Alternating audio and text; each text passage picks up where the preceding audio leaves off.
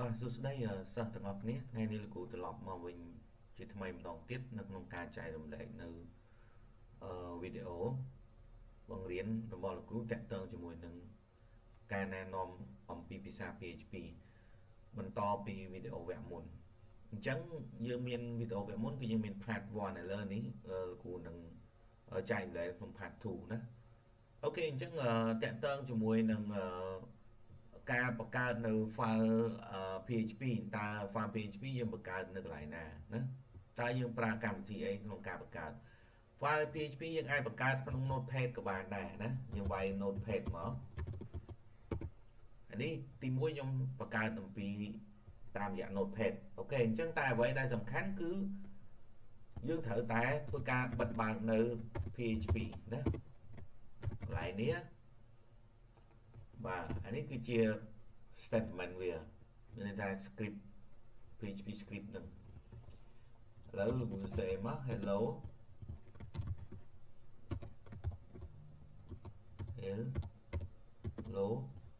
PHP script អូខេអញ្ចឹងយើងបញ្ចប់ statement មួយត្រូវការបិទ semicolon ណាអូខេអញ្ចឹងកន្លែងនេះគឺយើងចូល file យើងចូល save មកហើយយើងដាក់វានៅកន្លែងណាអញ្ចឹងតែចាំណាយើងដាក់វានៅក្នុង HHMPP នេះណា htdoc អញ្ចឹងលោកគ្រូដាក់ក្នុង directory របស់លោកគ្រូណា hello one.php នេះ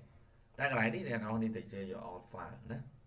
ចឹងអានេះដោយសារមាន file ចាស់ចឹងគ្រូដាក់ hello one ណា save មកអូខេអញ្ចឹងអានេះគឺជារបៀបបង្កើតនៅក្នុង text file ណាអញ្ចឹងអានេះយើងបង្កើតនៅក្នុងអីនៅក្នុងកម្មវិធី Notepad++ ចឹងយើងចុចលើ new file មកអូខេអញ្ចឹងយើង complete រឿងបិទបើកនៅ script របស់វា PHP ហ្នឹងណាកន្លែងហ្នឹងអូខេ go hello PHP script ស្មីឡំហើយយើងចុច save ប៉ុន្តែបើយើងប្រើនៅ Notepad++ វាស្រួលដល់ថាអីយើងអាចរើ extension បានគាត់លើគ្រូដាក់មក hello 2ណានេះយើងជ្រើស extension មក extension មកវាមាន extension ស្រាប់នៅក្នុងនោះជ្រើសរើសណា scroll មកក្រោមនេះមកនេះ PHP hypertext preprocessor file អូខេ save មកអញ្ចឹងនៅក្នុងនឹងដែរទេបាទអញ្ចឹងមានវិធីមួយទៀតយើងបង្កើតតាមណាឥឡូវវិធីមួយទៀតយើងបង្កើតតាម Studio Code នេះអ្នកនរគ្នាមាន Studio Code ទេអញ្ចឹងអ្នកនរគ្នាត្រូវទៅ download ម៉ាស៊ីនអ្នកនរគ្នាគេហៅថាកម្មវិធី Visual Studio Code មកវា free ទេអាហ្នឹងអញ្ចឹងអ្នកនរគ្នាអាចបង្កើតនេះ new file លើយើងបង្កើតមក new file របស់យើងបាទ PHP អូខេបាទ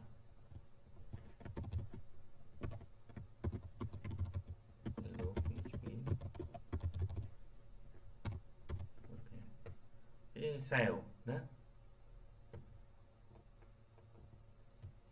បាទអញ្ចឹងកន្លែងនេះ save គឺវាស្គាល់ automatic PHP ហ្មងឃើញទេនៅពេលដែលយើងប្រើ text នេះយើងប្រើកន្លែងនេះគេថា open PHP close PHP script ហ្នឹងណាអញ្ចឹងយើងដាក់នៅណានេះតែចាំថាបើដាក់ខុសកន្លែងវាក៏អត់បានកើតដែរគឺយើងត្រូវដាក់នៅ local host server វានៅក្នុង drive C ហើយយើងប្រើនេះ HHMPP នេះបាទ htdoc ហើយនឹងនេះ folder មកគ្រូវិញណាអញ្ចឹងដាក់មក3ហើយ save មកអូខេចឹងអ្នកនរនេះទៅ run ណាឥឡូវទៅ run ទៅ local យើងវាយ local host មកហើយ simple code នេះជា directory របស់យើង run មកនេះឃើញទេ file របស់យើងឃើញទេបាទ hello one អានេះយើងសេក្នុងអីក្នុងយើងបង្កើតវានៅក្នុង notepad បាទអានេះបង្កើតវាក្នុង notepad++ ចាអានេះបង្កើតក្នុង visual code អូខេឡើយនេះខុសអីចឹង back to visual code echo ណែខុសណា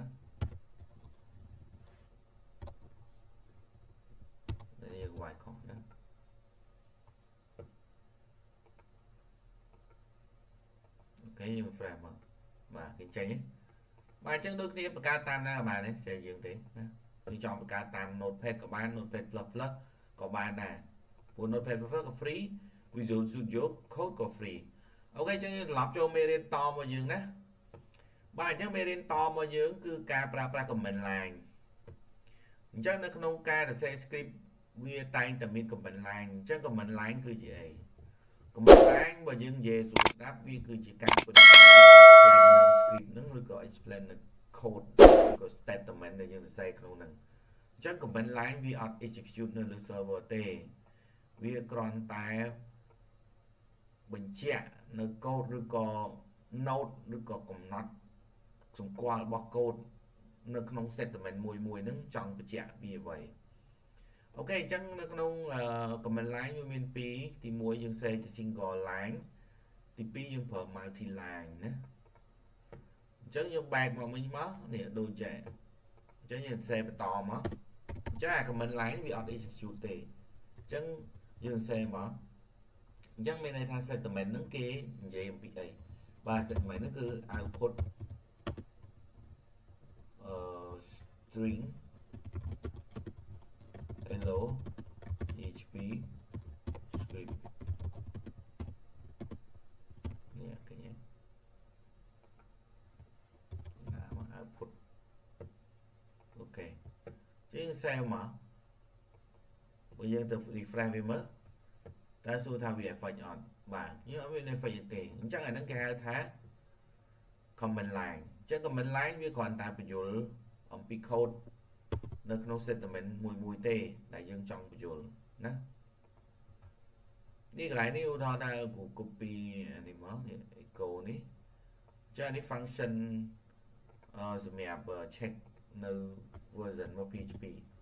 បាទអញ្ចឹងយើង save មកនេះឧទាហរណ៍ថាឥឡូវយើងចង់ប្រើ multi line អូខេ multi line ណា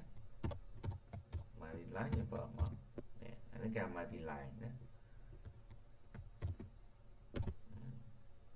បិទអញ្ចឹងមានន័យថាយើងត្រូវបិទបើកវាណាហើយយើងទៅសេនៅក្នុងចន្លោះនេះនេះគេ check PHP version អូខេយើង save មកបាទអូខេនេះ PHP version 8.2.12 នេះ version ជាមួយនឹង XHMPP របស់ខ្ញុំគឺ support ត្រឹមតែ version 8.2.12 ទេប៉ុន្តែតាមពិត PHP គឺវាបានupdate version ចុងក្រោយរបស់វាគឺ 8.5 ណា release ណាវា 8.5 នេះចុងក្រោយរបស់វាអញ្ចឹងវាចេញដល់ 8.5.1 ហើយបាទអូខេយើងត្រឡប់មកវិញបាទនេះ version របស់វា support ត្រឹម XHMPP តែ 8.2.12 ទេអញ្ចឹងបើសិនជាយើងចង់សរសេរនៅលក្ខណៈថ្មីរបស់8ឬក៏ 8.5 គឺអត់ស្គាល់ទេណាអាហ្នឹងបាទអញ្ចឹងតើយើងអាចបាយ hosting បាយអីទៅណាអូខេយើងត្រឡប់មកវិញយើងមើលមានតនេះតើតើមួយ multi line ឬក៏single line បាទអញ្ចឹងយើងចូលមួយទៀតគឺការប្រើប្រាស់ Athe ណាបាទការប្រើប្រាស់ Athe គឺជាអី Athe មានន័យថាវានឹងប្រែប្រួលទៅតាមតម្លៃនៃប្រភេទទិន្នន័យអញ្ចឹងនៅក្នុង PHP ការបង្កើត Athe គឺត្រូវប្រើសញ្ញាដុល្លារនៅពីមុខឈ្មោះ Athe ណាហើយការកំណត់ប្រភេទទិន្នន័យផ្អែកលើតម្លៃនៃការផ្ទេរចូលទៅកាន់ Athe នោះវានឹងយល់ដោយស្វ័យប្រវត្តិថាតម្លៃនោះគឺជាលេខឬក៏តួអក្សរបាទអញ្ចឹងនេះគឺជាឧទាហរណ៍នៅក្នុងការបង្កើត Athe Athe A Athe B Athe A ផ្ទុកតម្លៃ10អញ្ចឹងតម្លៃ10នេះគេបញ្ជាក់ថាវាគឺជា integer វាជាចំនួនគត់ដែលវានឹង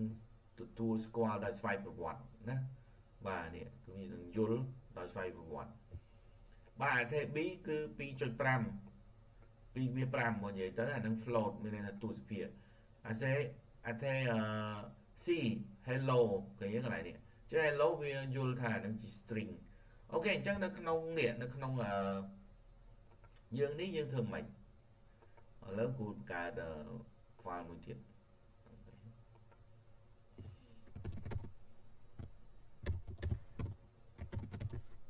បាទអញ្ចឹងយើងបង្កើតមក và complex សញ្ញាដុល្លារ ATE បាទតម្លៃប៉ុន្មាន10អូខេ ATE B តម្លៃ 2.5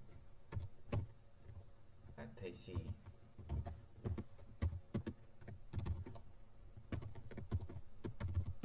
hello អូខេបាទចឹងកន្លែងនេះលោកគ្រូចង់ output ណាដើម្បី output យើងប្រើ comment echo ចឹងយើង echo output មកយើង output អីគេយើង output ATE ឥឡូវលោកគ្រូតេស្ត ATE មួយណាបាទអញ្ចឹងអានេះយើងដាក់អី variable 1 គេ save មក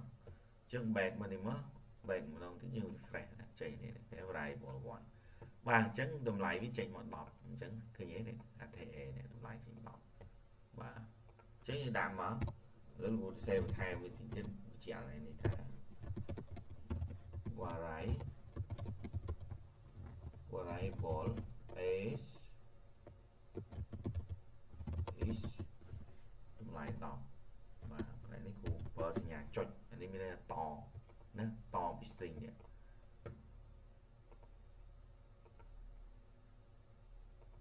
អូខេបាទនេះ variable a is 10អញ្ចឹង10គឺជាអីបាទហើយគ្រូអាចតទៀតប្រើសញ្ញាចុចមួយទៀត10 a 10 integer វាជាចំនួនគុណណាអូខេណានេះឃើញទេអូខេអញ្ចឹងលោក copy code នឹងមកណា code នេះ ATE អញ្ចឹងគូ change មក ATE C B C អានេះជាអីជា float ទូសភាអានេះជា string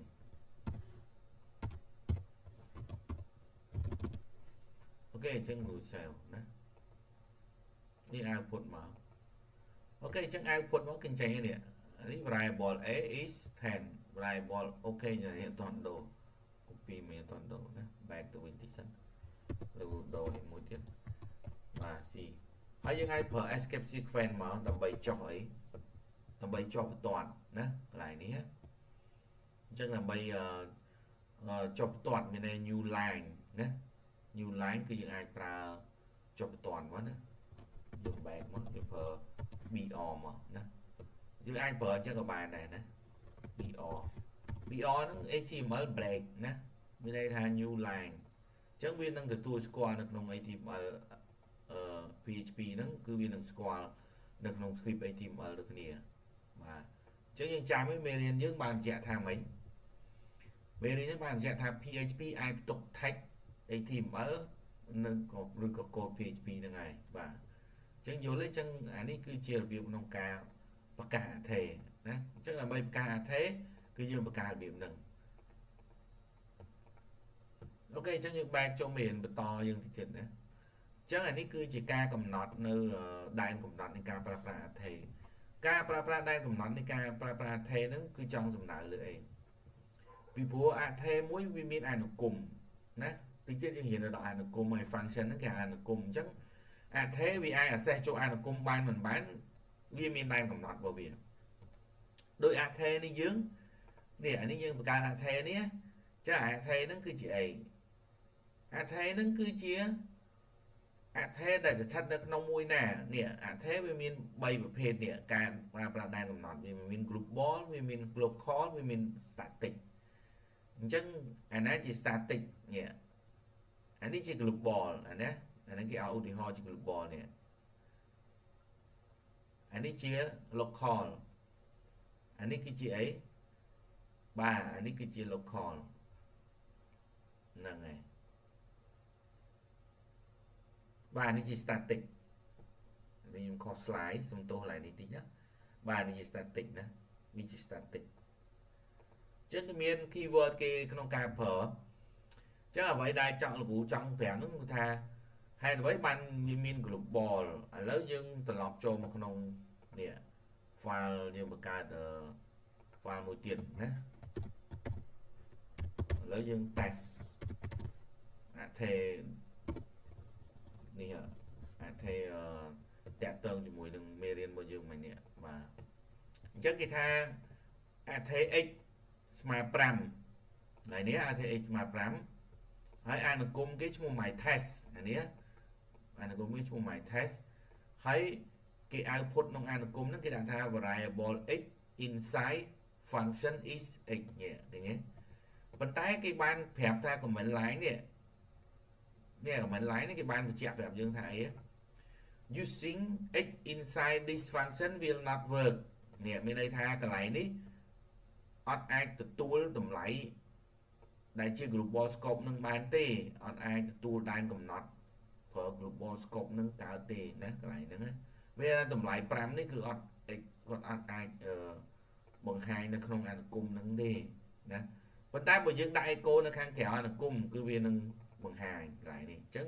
copy code នៅដើម្បីតេស្តឲ្យអ្នកនរគ្នាបញ្យល់អ្នកនរគ្នាដែរនឹងតិចណាអូខេអញ្ចឹងយើង save មកកន្លែងនេះដាក់ថា global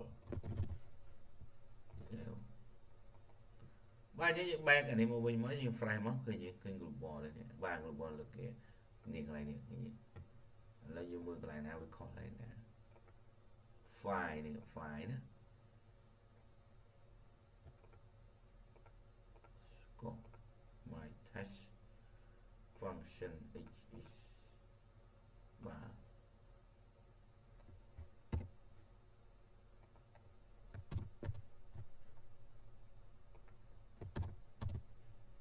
បាទកន្លែងនេះសូម fix code នេះបន្តិចណាដោយសារអីវាខុសកន្លែងនេះណាខ្ញុំជួយ slide ខុសកន្លែងហ្នឹងណាសូមកែតម្រូវកន្លែងនេះបន្តិចអូខេយើង refresh មើលបាទអញ្ចឹងកន្លែងនេះវាដាក់ថា line ទី5នៅខុសឡើយទេនេះឃើញទេមូលហេតុអីបានវាដាក់ខុសវាដាក់ថា undefined variable x in នេះកន្លែងនេះឃើញទេមានន័យថាកន្លែងនេះគឺវាអត់ស្គាល់តម្លៃ5ទេនៅក្នុងនឹងណាគេយល់កន្លែងហ្នឹងឯងចុះបើសិនជាខ្ញុំបិទចេះចោលបាទនេះឃើញទេអូខេចឹងកន្លែងដែលយើងរានកន្លែងនេះហ្នឹងគឺដែនកំណត់របស់វាគឺវាអត់ស្គាល់អថេ x នេះទេពីព្រោះអីវានៅការប្រកាសរបស់យើងគឺនៅខាងក្រៅអានុគមយល់ទេអញ្ចឹងបើយើងចង់បង្កើតវានៅក្នុងអានុគមអានេះបានយើងអាចធ្វើនេះយើងដាក់វាចូលទៅខាងក្នុងអានុគមបើយើងអាច display តម្លៃវាចេញបានណាឃើញទេអញ្ចឹងនៅពេលដែលយើង display តម្លៃក្នុងអានុគមវាដើរហើយប៉ុន្តែកន្លែងនេះវា load មកទី9វាដាក់ថា undefined មានន័យថាx នេះអត់ទាន់បានកំណត់ទេពាក្យថា undefined ហ្នឹងអត់ទាន់បានប្រកាសអថេទេអញ្ចឹង line ទី9មានបញ្ហានេះឃើញទេតម្លៃ x outside function អត់ចេញឃើញទេកន្លែងហ្នឹងយល់ទេអញ្ចឹងបាទអាហ្នឹងគេហៅថាដែនកំណត់នៃការប្រើប្រាស់global variable កន្លែងហ្នឹងណាអូខេអញ្ចឹងយើងទៅមើលមួយទៀតតាក់ទងជាមួយនឹងការប្រើប្រាស់ local ម្ដងនេះអា local មកនេះខ្ញុំឧទាហរណ៍មិញឲ្យនេះគេអញ្ចឹងការប្រើប្រាស់ local កាលណាយើងបង្កើតក្នុងអានុគមហើយយើងប្រើអថេប្រកាសក្នុងអានុគមអញ្ចឹងវាទទួលតម្លៃនឹងបានតែក្នុងអានុគមទេនៅពេលដែលយើងហៅនេះ call function នេះយល់ឡំអញ្ចឹងមានន័យថាយើង call function មកអាតម្លៃ5នេះវាបោះឲ្យតម្លៃ x នេះហើយវា output តម្លៃចេញមកវិញនេះគឺវាស្គាល់តែនៅក្នុងអានុគមទេអានេះគេហៅថា local អ្នកនរនេះយល់ទេអញ្ចឹងបាទដូចខ្ញុំនិយាយមិញអញ្ចឹងនេះអានេះគេហៅថា local នេះបាទអញ្ចឹង local មានន័យថាវាអត់ស្គាល់នេះវាអត់ស្គាល់នៅខាងក្រៅនេះទេវាស្គាល់នៅខាងក្រៅអានុគមទេអាកន្លែងនេះ my test ហ្នឹងគឺ call function កន្លែងហ្នឹងណាបាទខ្ញុំដាក់កន្លែងបញ្ជាក់ទៅគេហៅថា call function បាទអូខេចឹង line ទីនេះline នេះមានបញ្ហានេះកន្លែងនេះតែមកឃើញទេគេដាក់ថា undefined មានន័យថាអត់ទាន់កំណត់ទេ line ទី10នេះ line ទី10ហ្នឹងនេះ line ទី10នេះឃើញទេបន្ទាត់ទី10នេះនេះវាថាកន្លែងនេះបើយើងដាក់ local គឺវាអត់ស្គាល់ខាងក្រៅនេះទេអញ្ចឹងយើងទៅមើលតទៀតមេរៀនយើងនៅមានមួយទៀតតើតើ static នេះអញ្ចឹង static គេបញ្យល់យើងពី static អញ្ចឹង static នេះនេះ static ឃើញទេឥឡូវយើងអាចដាក់ static មកនេះ y keyword static មកអូខេហើយយើង save វាមើលតើវាមានeffect អីខ្លះនេះបាទឃើញនៅដដែលទេអូខេណាបាទនេះ static បាទអញ្ចឹង echo x គឺតម្លៃវាគឺចេញដែរណាប៉ុន្តែនៅខាងក្រៅក៏អត់ស្គាល់ទេបាទអញ្ចឹងឥឡូវខ្ញុំតេស្តអានេះឲ្យមើលណា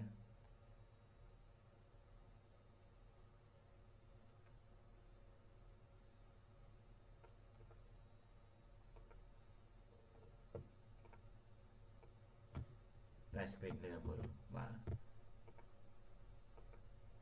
ចានេះគេ call គេ call function គេ call លើកទី1តម្លៃ x គឺស្មើ0បន្ទាប់មកបានអីកន្លែងនេះគឺអីបាទតាមពិតបើខ្ញុំពលាទៅវិញមានន័យថា x ស្មើនឹង x អី